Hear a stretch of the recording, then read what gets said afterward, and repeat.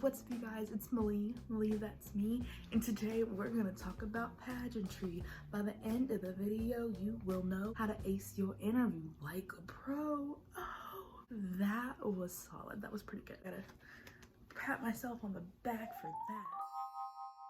Like I said, my name is Malie, and today we're going to talk about how to have a good interview and also stand out from everybody else. In the pageantry world, it is a very simple answer to just say, just be yourself and you'll be fine.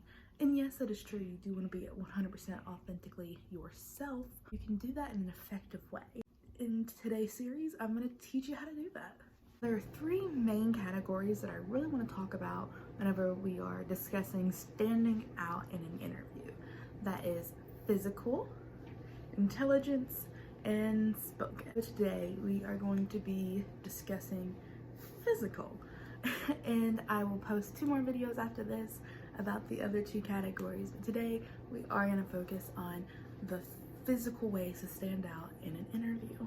Whenever I say physical, I don't mean your hair color, eye color, your body size, your physical attributes like that.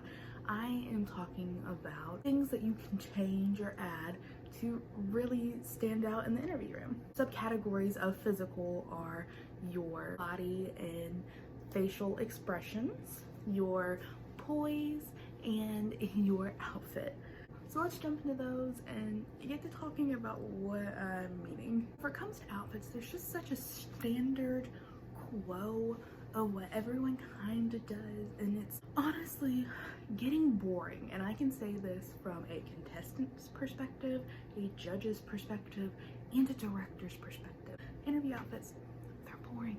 They're so boring. I have a kind of saying, you want to be the person to think outside of the box, but still be in the delivery truck. Do you understand? You are outside of everyone else. You are standing out, but you are still catching the vibe. You're still like in an interview setting. I don't want you to go in there with the full-on boa, feathers, and that. Don't do that too much, but do maybe a different cut. I think colors. Another part of this is finding a flattering cut in color to match your skin tone. Ladies, let me tell you something. I am tired of seeing black and navy blue.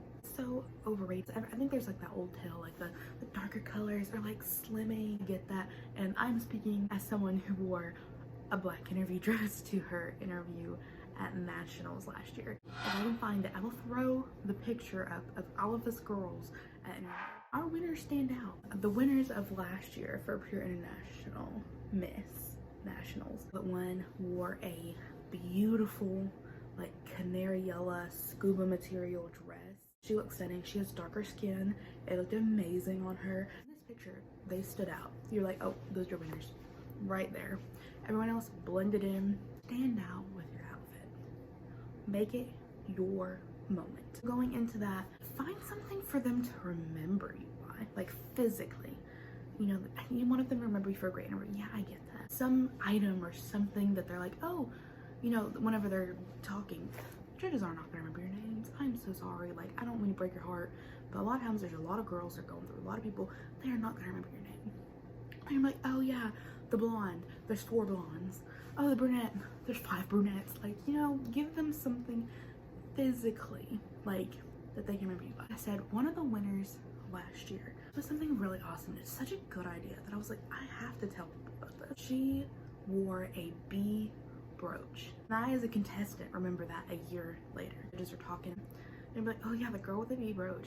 And that's so specific.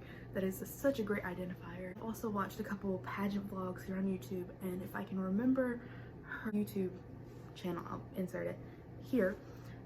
She competed at a national pageant in representing Hawaii. She wore the Hawaii flower in her hair for every single competition. Easy to pick her out. You know who she is. She's a girl with flower in her hair. Nobody else did that, obviously. And it was such a good physical indicator of who she was. She will be remembered.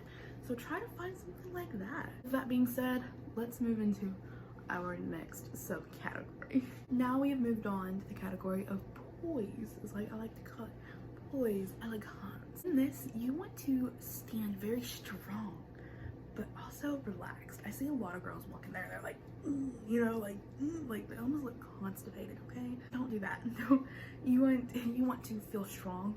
Roll your shoulders back. You see how tense they are though? I have them rolled back. Then drop them. Be comfortable. From your elbows should hinge at your waist. Talk like this, you know? Be very, very loose from like elbows down. Be very, very controlled but comfortable. And it will really make you stand out, because a lot of girls are stiff, or they're too loose, or they're hunchbacked, or they're like perfect posture, and it's not you, you know? So be controlled but comfortable. And going along with that is to stay planted. This goes for seated or standing interviews. Once you are seated, you're standing, try to stay in that spot. Like, especially if you're seated, it's easier. Don't be like wiggle moving, you know, like even like the slightest like this, it can get distracting at some points. And the same thing with standing. Do not rock back and forth, you know, on your heels when you're standing. Stay planted. You are a root, you are a plant. Stay. It just cleans up everything. Judges are, because they do look at everything, every aspect like that, and they're like, oh wow, that's a very, you know, looks very clean. That's a good word for interviews, clean. You also want to command the room with your stature, your presence. You have to change your way of thinking in an interview. Don't think that the judges are in control.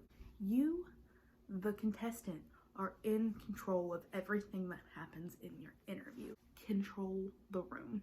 Command the room. And make them not be able to not like you. You can do that, like I said, in your stance. Be very, very proud of who you are, but very comfortable and relaxed in who you are.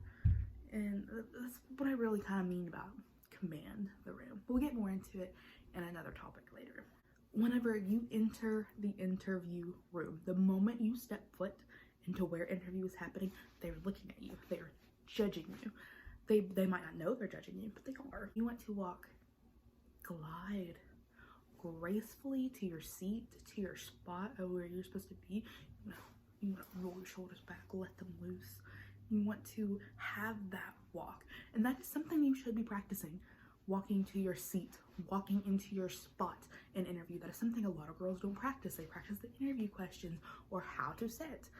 You need to practice how to walk in there, how to sit / stand, how to get up from your seat, and how to walk away. There's a proper way for that. And if you want a video on that, let me know and I can definitely make one for you. But you do need to remember they're judging you the moment you step in, and you need to walk.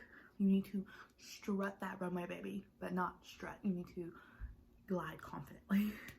And our last subcategory we have gotten to is your facial and body expressions. This has everything to do with your gestures, from your smile to what you do with your hands.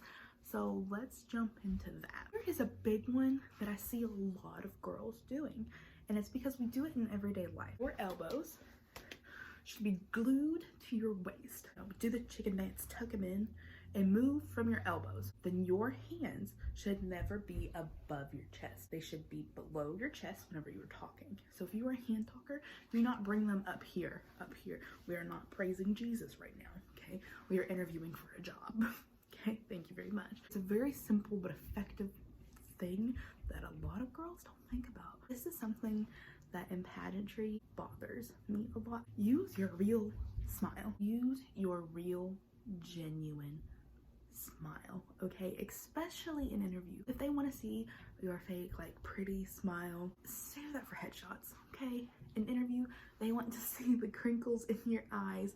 They want to see the dimples. They want to see the wrinkles in your forehead and nose. They want to see your real joy, okay? So smile as big as you can. You know, be bright and happy. Be authentically yourself in those moments. It's a happy time. It's fun. You're doing a great job. You are doing a bomb job. You got this. But that is it. Thank you guys so much for watching. And like I said, this is a series. This is part 1 of 3. We will talk about intelligence and spoken in the next 2 episodes. Be sure to watch out for that. Like, subscribe if you are needing pageant help, if it's your first time, if it's your 100th time, I promise you I'm going to be giving you information that other people will just glide over and don't think of. Thank you so much for watching. Don't forget to like, subscribe, share, and I will see you all